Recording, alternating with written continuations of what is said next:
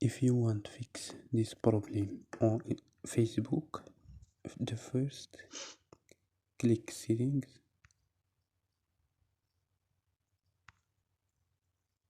and click apps and notifications. Click apps,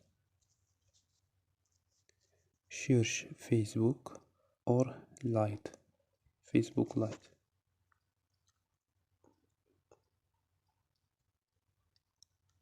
And click storage. Don't forget the Facebook code and click manage space.